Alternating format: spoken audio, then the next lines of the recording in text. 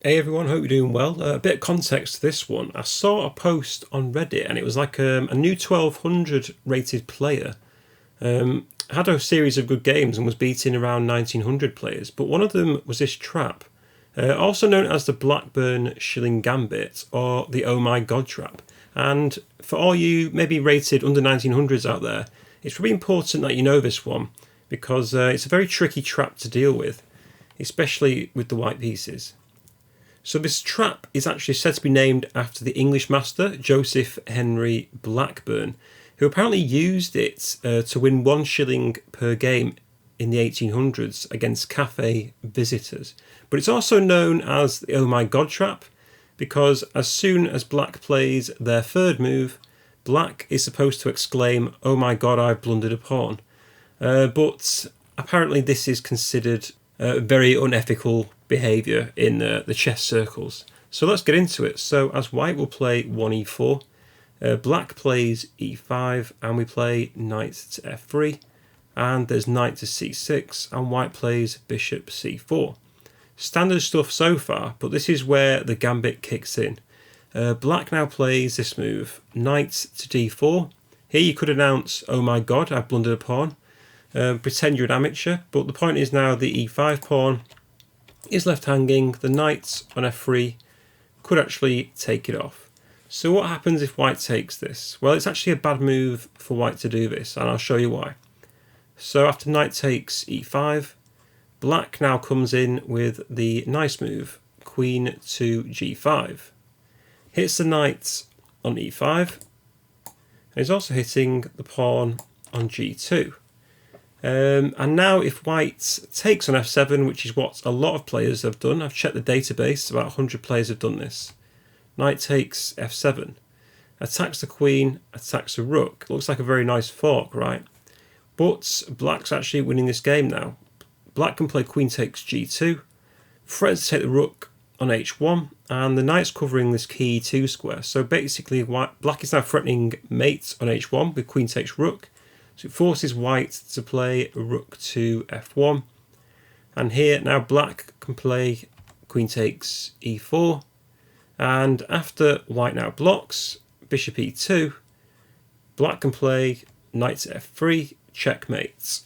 The king is in check, of course, and the bishop is pinned by the queen.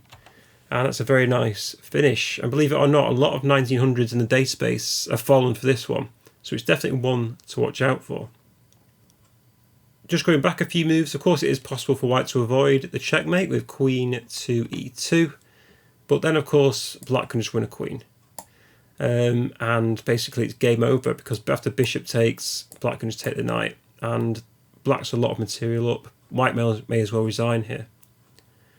So what should white do? Well, after e4, e5, knight to f3, knight c6, and bishop c4. Technically it's not classed as a gambit because white doesn't have to take the pawn. After knight to d4, if you're playing with the white pieces and you stumble into this line, the best thing to do is just to play knight takes d4, because after black recaptures, the best move is just to simply castle here. And white's absolutely fine. In fact, black's just doubled their pawns for no reason, and white can continue with moves like c3, maybe even d3 and just f4. White's got a very comfortable game. Other masters have also suggested after taking, you can play c3 here, and after, let's say, pawn takes c3, white gains a massive lead in development with knight takes. White will play d4 next, but white is also still got a very nice position. Again, after c3, if d5 here, which is the typical move, then white can just take on d5, and after a move like queen to e7, the king can just go to f1. And white's got a very comfortable game. It's actually just a full pawn up, so no worries whatsoever. So it's probably advisable not to take on e5.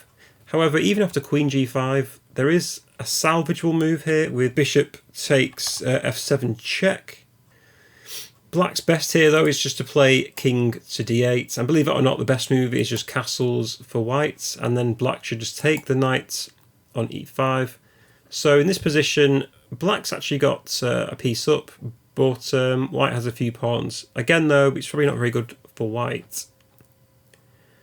And again after queen g5, to try and save both the pawn and the knight is not possible, because even if you play knight g4 here, black has d5, hitting the bishop and the knight at the same time. Even after, let's say, bishop takes d5, then of course it's just bishop takes g4, and white's doing very badly.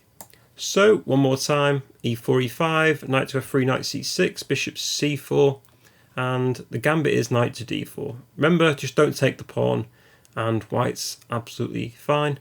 But it's a very nice trap to know, and yeah, just don't fall for it. So again, knight takes f7 is terrible because of this move. Queen takes g2, and after rook f1, the queen goes to e4. White blocks, but it's a nice finish with knight to f3. So there you go. That's the Blackburne Shilling Gambit, or the Oh My God trap, and now you know it. Make sure you don't fall for it in your games.